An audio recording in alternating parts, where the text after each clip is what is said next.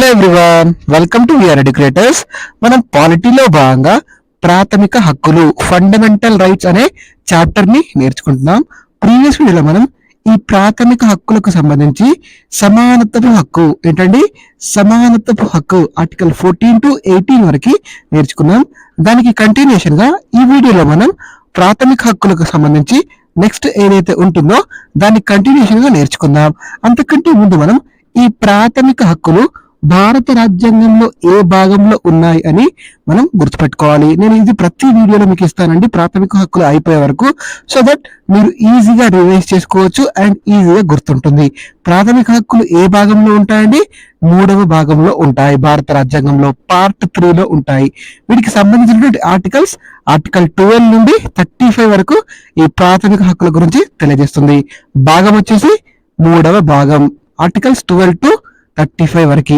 అదేవిధంగా మన భారత రాజ్యాంగంలో ఈ ప్రాథమిక హక్కులను ఎన్ని వర్గాలుగా వర్గీకరించారండి? 7 వర్గాలుగా వర్గీకరించారు. అవి సమానత్వ హక్కు, స్వేచ్ఛా స్వాతంత్రపు హక్కు, పీడనాన్ని నిరోధించే హక్కు, మత స్వాతంత్రపు హక్కు, సాంస్కృతిక విద్యా హక్కు, ఆస్తి హక్కు, అదేవిధంగా రాజ్యాంగ పరిహార హక్కు. మనం ప్రీవియస్ వీడియోలో ఈ సమానత్వ హక్కు అనే టాపిక్ ని నేర్చుకుందాం. ఈ వీడియోలో మనం స్వేచ్ఛా స్వాతంత్రపు హక్కు గురించి నేర్చుకుందాం. మనకి ఆస్తి హక్కులు ప్రాథమిక హక్కుల జాబితా నుండి ఏ రాజ్యాంగ సవరణ ద్వారా తొలగించారండి? 44వ రాజ్యాంగ సవరణ చట్టం 1978 ద్వారా ఈ ఆస్తి హక్కు ఏదైతే ఉంటుందో దానిని ప్రాథమిక హక్కుల జాబితా నుండి తొలగించి ఆ ఆస్తి హక్కును ఒక చట్టబద్ధమైనటువంటి హక్కుగా మార్చడం జరిగింది. వెరీ వెరీ ఇంపార్టెంట్, గుర్తుపెట్టుకోండి. మీకు ప్రీవియస్ వీడియోలో చెప్పాను, ఇది ఈ వీడియోలో చెప్తున్నాను. ఎందుకంటే మనకి ఎక్కువసార్లు చదవడం వల్ల రివైజ్ అవుతుంది. అందుకే నేను ఈ స్లైడ్, ప్రీవియస్ స్లైడ్ రెండు కూడా ప్రీవియస్ వీడియోలో చెప్పినప్పటికీ కూడా ఈ వీడియోలో కూడా కంటిన్యూ చేస్తున్నాను. ఓకే అండి, ఇప్పుడు మనం స్వేచ్ఛ సమానత్వ హక్కు, రైట్ టు ఫ్రీడమ్ అనే టాపిక్ ని నేర్చుకుందాం. ఓకేనండి, ఈ స్వేచ్ఛ సమానత్వ హక్కు, రైట్ టు ఫ్రీడమ్ కి సంబంధించి మన భారత రాజ్యాంగంలో ఏ ఆర్టికల్ తెలియజేస్తాయండి? ఆర్టికల్ 19 నుండి ఆర్టికల్ 22 వరకు గల ఆర్టికల్స్ మనకు ఈ స్వేచ్ఛ సమానత్వం గురించి తెలియజేస్తాయి. ఒక్కొక్క ఆర్టికల్ గురించి నేర్చుకుందాం. ముందుగా ఆర్టికల్ 19. ఈ ఆర్టికల్ 19 ప్రకారం ప్రతి వ్యక్తికి ఒక 6 రకాల వ్యక్తిగత స్వేచ్ఛలను కల్పించడం జరిగింది. అందులో ఆర్టికల్ 19 సబ్ క్లాస్ 1 లో ఏముంటాయో చూద్దాం. 6 రకాల స్వేచ్ఛలు ఉన్నాం కదా, ఆ 6 రకాల స్వేచ్ఛలు గుర్తుపెట్టుకోవాలి. మీరు ఈ సేమ్ ఎలా ఉందో అలానే గుర్తుపెట్టుకోండి. Sub clause article 19, sub clause 1, sub clause A, ఇలా మనకి 6 ఆర్టికల్స్ ఉంటాయి. అందులో article 19 sub clause 1 sub clause A ఏం తెలుస్తుంటే భావ వ్యక్తీకరణ, వాక్ స్వాతంత్రం, అభిప్రాయ వ్యక్తీకరణ గురించి తెలియజేస్తుంది. Next article 19 sub clause 1 sub clause B ఏం తెలుస్తుంటే ఆయుధాలు లేకుండా సమావేశం అవడం. ఏంటండి? ఆయుధాలు లేకుండా సమావేశం అవడం. Next article 19 sub clause 1 sub clause c ఏం తెలుస్తుంటే సంస్థలు, సంఘాలను ఏర్పాటు చేసుకోవడం, అదేవిధంగా సహకార సంఘాల ఏర్పాటు, నిర్వహణ. మనకి article 19 sub clause 1 sub clause c లో ఈ సహకార సంఘాల ఏర్పాటు, నిర్వహణలో ఏ రాజ్యాంగ సవరణ చట్టం ద్వారా యాడ్ చేశామంటే 97వ రాజ్యాంగ సవరణ చట్టం 2012 ద్వారా ఈ సహకార సంఘాల ఏర్పాటు, నిర్వహణను ఆర్టికల్ 19(1) సబ్ క్లాస్ సి లో చేర్చడం జరిగింది. Next article 19 sub clause 1 sub clause B లో ఏముంటుందంటే సంచరించే హక్కు. సంచరించడం ప్రతి మానవుడి యొక్క, ప్రతి వ్యక్తి యొక్క ప్రాథమిక హక్కు అని article 19 sub clause 1 sub clause D లో ఉంటుంది. అదేవిధంగా article 19 sub clause 1 sub clause E లో ఏముంటుందంటే స్థిర నివాసాన్ని ఏర్పాటు చేసుకోవచ్చు. మనం భారతదేశంలో ఎక్కడైనా స్థిర నివాసాన్ని ఏర్పాటు చేసుకోవచ్చు. అలా ఎక్కడ ఉంటుందండి? Article 19 sub clause 1 sub clause E లో ఉంటుంది. Next article 19 sub clause 1 sub class F, ఇందులో ఏముంటుందంటే ఆస్తి హక్కు గురించి ఉంటుంది. అయితే ఈ ఆస్తి హక్కును 44వ రాజ్యాంగ సవరణ చట్టం, ఎంతండి? 44వ రాజ్యాంగ సవరణ చట్టం ద్వారా 1978లో దీనిని ప్రాథమిక హక్కుల జాబితా నుండి తొలగించారు. నెక్స్ట్ మనకు article 19 sub clause 1 sub class G ఏం తెలుస్తుంటే ప్రతి వ్యక్తి తనకు నచ్చిన వృత్తిని చేపట్టవచ్చు, నచ్చిన వ్యాపారాన్ని చేసుకోవచ్చు. ఇది మనకి ప్రతి వ్యక్తికి కల్పించినటువంటి ఒక 6 రకాల స్వేచ్ఛలు. డెఫినెట్ గా మీరు గుర్తుపెట్టుకోవాలండి. అయితే ఈ 6 రకాల స్వేచ్ఛలను కొన్ని పరిమితులు విధించవచ్చు. ఏంటండి?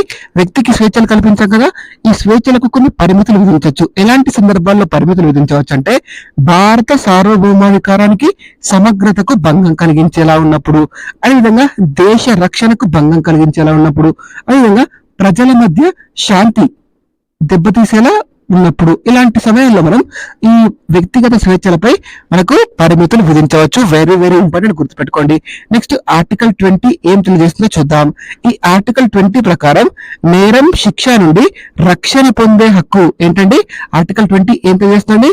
నేరం, శిక్ష నుండి రక్షణ పొందే హక్కు గురించి ఈ ఆర్టికల్ 20 తెలియజేస్తుంది. అయితే ఆర్టికల్ 20 సబ్ క్లాస్ 1 ఏముందో చూద్దాం. దీని ప్రకారం ఏ వ్యక్తినైనా తప్పు చేయనిదే శిక్షించరాదు. ఏంటండి? ఏ వ్యక్తినైనా సరే తప్పు చేయనిదే శిక్షించరాదు అని ఉంటుంది. ఏ వ్యక్తికైనా ఏదైనా తప్పు చేస్తే ఆ తప్పు చేసిన సమయానికి అది చట్టరీత్యా నేరమైతే మాత్రమే శిక్షించాలి. వెరీ వెరీ ఇంపార్టెంట్, గుర్తుపెట్టుకోండి. తప్పు చేయనిదే ఏ వ్యక్తిని శిక్షించరాదు. ఒకవేళ తప్పు చేస్తే ఆ తప్పు చేసిన సమయానికి అది చట్టరీత్యా నేరమైతే మాత్రమే శిక్షించాలి. అలా తెలియజేసే article 20 sub clause 1. Next article 20 sub clause 2 ఏం తెలియజేసి చూద్దాం. ఒక నేరానికి ఎవరైనా వ్యక్తి ఒక నేరం చేస్తే ఒక నేరానికి ఒకే శిక్ష అని ఏ ఆర్టికల్ తెలియజేస్తుంది? ఆర్టికల్ 20 సబ్ క్లాస్ 2 తెలియజేస్తుంది. అంటే ఏ వ్యక్తి అయినా సరే ఒక నేరానికి ఒకసారి కంటే ఎక్కువ శిక్షించరాదు. Very very important. ఒక నేరానికి ఒకే శిక్ష. మనకి న్యాయ పరిభాషలో ఈ ద్వంద్వ శిక్షలను ఏమని పిలుస్తారంటే డబుల్ జెపార్డీ అంటారు. ఏమంటారండి? డబుల్ జెపార్డీ అని పిలుస్తారు. మనకి ఆర్టికల్ 20 సబ్ క్లాస్ 3 ఏం తెలియజేస్తో చూద్దాం. ఏ వ్యక్తినైనా సరే తనకు తానే వ్యతిరేకంగా సాక్ష్యం చెప్పమని బెదిరించరాదు. Very very important. Article 20 sub clause 3. ఏ వ్యక్తినైనా తనకు తానే వ్యతిరేకంగా సాక్ష్యం చెప్పమని బెదిరించరాదు. మనకి ఈ స్టేట్మెంట్స్ లో అడగడానికి ఎక్కువగా అవకాశం ఉందండి, కాబట్టి జాగ్రత్తగా గుర్తుపెట్టుకోండి. నెక్స్ట్ మనకి ఆర్టికల్ 21. ఇది చాలా చాలా ఇంపార్టెంట్, గుర్తుపెట్టుకోండి. ఏంటండి? జీవించే హక్కు. వ్యక్తి యొక్క స్వేచ్ఛ, ప్రాణం గురించి ఇది తెలియజేస్తుంది. మనం ఈ జీవించే హక్కును ఏ దేశం నుండి గ్రహించామండి? జపాన్ నుండి గ్రహించాం. భారతదేశ రాజ్యాంగంలో మనం ఈ జీవించే హక్కును ఏ దేశం నుండి గ్రహించాం? జపాన్ నుండి గ్రహించాం. జపాన్ రాజ్యంలో పొందుపరచినటువంటి మరొక ముఖ్యమైన అంశం ఏంటంటే చట్టం నిర్దేశించిన పద్ధతి. ఏంటండి? చట్టం నిర్దేశించిన పద్ధతి. Procedure established by law. ఏంటండి? Procedure established by law. దీన్ని మనం న్యాయ సమీక్షలో వాడుతూ ఉంటాం. ఏంటండి? న్యాయ సమీక్షలో వాడుతూ ఉంటాం. చట్టం నిర్దేశించిన పద్ధతి. ఇది ఏ దేశం నుండి గ్రహించాం? జపాన్ నుండి గ్రహించాం. అయితే మనకు ఒక ముఖ్యమైనటువంటి కేసు ఉంటుంది. అదేంటంటే Maneka Gandhi versus union of India case. ఏంటండి? Maneka Gandhi versus union of India case 1978. ఇది జీవించే హక్కు ఏదైతే ఉంటుందో ఆ జీవించే హక్కు యొక్క పరిధిని విస్తృతం చేసినటువంటి కేసుగా మనకి అభివర్ణించడం జరుగుతుంది. చాలా చాలా ఇంపార్టెంట్, గుర్తుపెట్టుకోండి. అయితే ఈ కేసులో మనకి ప్రొసీజర్ ఎస్టాబ్లిష్డ్ బై లా అనేది ఉంటుంది కదా, దానికి వ్యతిరేకంగా మనకి ప్రొసీజర్ ఎస్టాబ్లిష్డ్ బై లాకు కాకుండా డ్యూ ప్రాసెస్ ఆఫ్ లా ఏదైతే ఉంటుందో ఆ సిద్ధాంతం ఆధారంగా సుప్రీంకోర్టు తీర్పిచ్చింది. ఈ డ్యూ ప్రాసెస్ ఆఫ్ లా అనేది యుఎస్ఏకి సంబంధించింది. మన దేశంలో ఈ కేసు కంటే ముందు వరకు కూడా మనం ఏం వాడేవాళ్ళం అంటే ప్రొసీజర్ ఎస్టాబ్లిష్డ్ బై లా మాత్రమే వాడేవారం. అయితే ఈ కేసు అనంతరం, ఈ మేనకా గాంధీ కేసు అనంతరం డ్యూ ప్రాసెస్ ఆఫ్ లా అనే సిద్ధాంతాన్ని మన భారతదేశంలో అనుసరిస్తున్నాం. అందుకే మనకు ఈ Maneka Gandhi versus union of India కేసును జీవించే హక్కు పరిధిని మనకి విస్తృతం చేసిన కేసుగా అభివర్ణించడం జరుగుతుంది. చాలా చాలా ఇంపార్టెంట్, గుర్తుపెట్టుకోండి.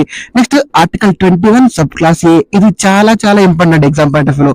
ఏంటంటే 6 నుండి 14 సంవత్సరాల పిల్లలకి ఉచిత నిర్బంధ ప్రాథమిక విద్య అందించడం. ఏంటండి? 6 నుండి 14 సంవత్సరాల పిల్లలు ఎవరైతే ఉంటారో బాలబాలికలందరికీ ఉచిత నిర్బంధ ప్రాథమిక విద్య అందించడం ఆర్టికల్ 21 సబ్ క్లాస్ ఏలో ఉంటుంది. దీన్ని ఏ రాజ్యాంగ సవరణ చట్టం ద్వారా చేర్చామనేది కూడా చాలా చాలా ఇంపార్టెంట్. ఏ రాజ్యాంగ సవరణ చట్టం అండి? 86వ రాజ్యాంగ సవరణ చట్టం. 86వ రాజ్యాంగ సవరణ చట్టం 2002 ద్వారా దీన్ని చేర్చడం జరిగింది. మనకి ఒక 3 ఆర్టికల్స్ ఉంటాయి, అవి చాలా చాలా ఇంపార్టెంట్. అవేంటంటే ఆర్టికల్ 14 చట్టం ముందు అందరూ సమానమే. ఇంతకుముందు డిస్కస్ చేసాం ఆర్టికల్ 19 గురించి అండ్ ఆర్టికల్ 21 గురించి. ఈ 3 ఆర్టికల్స్ ని కలిపి మనకి ఏమంటారంటే గోల్డెన్ ట్రినిటీ అంటారు. ఇది ఆల్రెడీ ప్రీవియస్ బిట్. గోల్డెన్ ట్రినిటీగా పరిగణించే ఆర్టికల్స్ ఏవని మనకి ప్రీవియస్ గా అడగడం జరిగింది. ఓకేనండి. నెక్స్ట్ మనం ఆర్టికల్ 22 గురించి నేర్చుకుందాం. ఆర్టికల్ 22 ఏం తెలియజేస్తుందంటే అక్రమ నిర్బంధం నుండి రక్షణ. ఏంటండి? అక్రమంగా నిర్బంధించడం నుంచి రక్షణ గురించి తెలియజేసే ఆర్టికల్ ఏంటి? ఆర్టికల్ 22. ఇందులో సబ్ క్లాసెస్ చూద్దాం. ఆర్టికల్ 22 సబ్ క్లాస్ 1 ఏం తెలియజేస్తుంటే, ఏ వ్యక్తినైనా అరెస్ట్ చేసినట్టయితే ఆ వ్యక్తిని ఎందుకు అరెస్ట్ చేశారో ఆ కారణాలు డెఫినెట్ గా తెలియజేయాలి. ఓకేనా అండి? Next article 21 sub clause 1 sub clause B ఏం తెలియజేస్తుందో చూద్దాం. ప్రతి వ్యక్తికి, అరెస్ట్ అయినటువంటి ప్రతి వ్యక్తికి తన వాదనను వినిపించే అవకాశాన్ని కల్పించాలి. Article 21 sub clause 1 sub clause B లో ఇది ఉంది. నెక్స్ట్ ఆర్టికల్ 22 సబ్ క్లాస్ 2 ఏం తెలియజేస్తుందో చూద్దాం. అందులో ఆర్టికల్ 22 సబ్ క్లాస్ 2 లో సబ్ క్లాస్ ఏ ఏం తెలియజేస్తుందంటే, అరెస్ట్ చేసినటువంటి వ్యక్తిని 24 గంటల్లోగా, ఎన్ని గంటల్లోగా అండి? 24 గంటల్లోగా మెజిస్ట్రేట్ ముందు హాజరుపరచాలి. అలా తెలియజేసే ఆర్టికల్ ఏంటండి? Article 22 sub clause 2. చాలా చాలా ఇంపార్టెంట్. ఏ వ్యక్తినైనా సరే అరెస్ట్ చేసినప్పుడు 24 గంటల్లోగా మెజిస్ట్రేట్ ముందు హాజరుపరచాలని ఏ ఆర్టికల్ తెలియజేస్తుందండి? Article 22 sub clause 2. చాలా చాలా ఇంపార్టెంట్, గుర్తుపెట్టుకోండి. అదేవిధంగా ఆర్టికల్ 22 సబ్ క్లాస్ 2 లో ఏముంటుందంటే, మెజిస్ట్రేట్ అనుమతి లేకుండా, ఎవరి అనుమతి అండి? మెజిస్ట్రేట్ అనుమతి లేకుండా ఏ వ్యక్తినైనా సరే 24 గంటల కంటే ఎక్కువసేపు నిర్బంధించరాదు. Very very important. ఇవన్నీ కూడా నిర్బంధం నుండి రక్షణ పొందే హక్కులో ఉంటాయి. నెక్స్ట్ ఆర్టికల్ 22 సబ్ క్లాస్ 3 ఏం తెలియజేస్తుందో చూద్దాం. పైన ఇచ్చినటువంటి మనకి హక్కులు ఏవైతే ఉంటాయో వాటికి మినహాయింపు గురించి ఈ ఆర్టికల్ 22 సబ్ క్లాస్ 3 ఏం తెలియజేస్తుంది. అయితే ఇందులో ఏముంటుందంటే, తీవ్రవాదులు ఎవరైతే ఉంటారో, టెర్రరిస్టులు ఎవరైతే ఉంటారో వారికి, అదేవిధంగా నిర్బంధ చట్టాలు ఏవైతే ఉంటాయో పీడీ యాక్ట్స్, అలా అరెస్ట్ చేసినటువంటి వారికి పై నియమాల నుండి మినహాయింపు కల్పించబడుతుంది. అలా ఏ ఆర్టికల్లో ఉంది? ఆర్టికల్ 22 సబ్ క్లాస్ 3 లో ఉంది. నెక్స్ట్ ఆర్టికల్ 22 సబ్ క్లాస్ 4 ఏం తెలియజేస్తే చూద్దాం. ఏ వ్యక్తినైనా సరే, ఎవరినైనా సరే అరెస్ట్ చేసినప్పుడు ఆ వ్యక్తులను 3 నెలల కంటే ఎక్కువ కాలం నిర్బంధించరాదు. ఎవరి అనుమతి లేకుండా, సలహా బోర్డు అనుమతి లేకుండా ఆ వ్యక్తులను 3 నెలల కంటే ఎక్కువ కాలం మనకి నిర్బంధించరాదు. అలా తెలియజేసే ఆర్టికల్ ఏంటి? Article 22 sub class 4. Very very important. ఈ ఆర్టికల్స్ మీరు డెఫినెట్ గా గుర్తుపెట్టుకోండి. వీటిని స్టేట్మెంట్స్ లో అడగడానికి ఎక్కువగా అవకాశం ఉంది మనకి ఎగ్జామ్ పాయింట్ ఆఫ్ వ్యూలో. ఇప్పుడు మనం ముఖ్యమైనటువంటి కేసులు ఏవైనా ఉన్నాయో చూద్దాం. భావ వ్యక్తీకరణకు కానీ, అదేవిధంగా ఈ ఆర్టికల్ 19 నుండి మనం డిస్కస్ చేశాం కదా, ఆర్టికల్ 19 to 22, వీటికి మధ్య మనకి ముఖ్యమైనటువంటి కేసులు ఏమైనా ఉన్నాయో చూద్దాం. మనకి Shreya Singhal versus union of India. ఏంటండి? Shreya Singhal versus union of India case. ఇది చాలా చాలా ఇంపార్టెంట్, గుర్తుపెట్టుకోండి. ఈ కేసులో సుప్రీంకోర్టు ఏం తీర్పునిస్తుందంటే, ఐటీ యాక్ట్, ఇన్ఫర్మేషన్ యాక్ట్ ఏదైతే ఉంటుందో, ఐటీ యాక్ట్ 2000, ఈ 2000 చట్టంలో చేయబడినటువంటి ఇన్ఫర్మేషన్ యాక్ట్ లోని సెక్షన్ 66A ఏదైతే ఉంటుందో, ఎంత అండి? సెక్షన్ 66A అనేది చెల్లదు అని తీర్పిచ్చింది. ఎందుకండి? ఇది భావ వ్యక్తీకరణ స్వేచ్ఛకు విరుద్ధంగా ఉంది అని సుప్రీంకోర్టు తీర్పునిచ్చింది. వెరీ వెరీ ఇంపార్టెంట్ అండి. ఐటీ యాక్ట్ లోని సెక్షన్ 66A చెల్లదు అని ఏ కేసులో తీర్పిచ్చిందండి? Shreya Singhal versus union of India. కారణం, భావ వ్యక్తీకరణ స్వేచ్ఛకి ఇది విరుద్ధంగా ఉందని తీర్పునివ్వడం జరిగింది. Next Bijo Emmanuel versus state of Kerala case. ఏ కేసు అండి? Bijo Emmanuel versus state of Kerala case. ఈ కేసు చాలా చాలా ఇంపార్టెంట్. దీన్ని మనం జాతీయ గీతం కేసుగా కూడా పిలుస్తాం. ఏమని? జాతీయ గీతం కేసుగా కూడా పిలుస్తాం. ఈ కేసులో జాతీయ గీతం పాడమని ఏ వ్యక్తిని కూడా ఒత్తిడి చేయరాదు. ఏంటంటే, జాతీయ గీతం పాడమని ఏ వ్యక్తిని కూడా మనం ఒత్తిడి చేయరాదు. మౌనంగా ఉండే స్వేచ్ఛ కూడా మనకి ఉంటుందని ఈ కేసులో తీర్పు ఇవ్వడం జరిగింది. చాలా చాలా ఇంపార్టెంట్, గుర్తుపెట్టుకోండి. నెక్స్ట్ మనకి Naveen Jindal versus union of India. ఏ కేసు అండి? Naveen Jindal versus union of India case. ప్రతి పౌరుడు జాతీయ జెండాను ఎగరవేయవచ్చు. ఏంటండి? ప్రతి పౌరుడు కూడా జాతీయ జెండాను ఎగరవేయవచ్చు. ఇది పౌరుడి యొక్క భావ వ్యక్తీకరణలో భాగమని ఈ Naveen Jindal versus union of India కేసులో తీర్పు జరిగింది. Next Puttaswamy versus union of India case. ఈ కేసు చాలా చాలా important. Puttaswamy versus union of India case. ఎందుకంటే ఇటీవలే ఇతడు మరణించడం జరిగింది కాబట్టి కరెంట్ పాలిటీలో కూడా మనకు చాలా చాలా ఇంపార్టెంట్. ఇది దేనికి సంబంధించిందంటే, రైట్ టు ప్రైవసీ. ఏంటంటే, వ్యక్తిగత గోప్యతకు సంబంధించింది. రైట్ టు ప్రైవసీ అనేది ప్రాథమిక హక్కులో భాగం, ఫండమెంటల్ రైట్ లో భాగమని ఈ Puttaswamy versus union of India కేసులో తీర్పునివ్వడం జరిగింది. మీకు Puttaswamy versus union of India case అనగానే ఒకటే గుర్తుకు రావాలి, అది వ్యక్తిగత గోప్యత హక్కు, right to privacy. Very very important, గుర్తుపెట్టుకోండి. రైట్ టు ప్రైవసీ అనేది ప్రాథమిక హక్కు అని ఏ కేసులో తీర్పిచ్చారు? మనకి Puttaswamy versus union of India కేసులో తీర్పు ఇవ్వడం జరిగింది. చాలా చాలా ఇంపార్టెంట్, గుర్తుపెట్టుకోండి. ఈ వీడియో మీకు నచ్చినట్లయితే ప్లీజ్ ఈ వీడియోని లైక్ చేయండి. అదేవిధంగా ఈ వీడియోను మీ ఫ్రెండ్స్ కి షేర్ చేయండి. And thank you so much for watching. Please subscribe to VR Educators. Thank you everyone.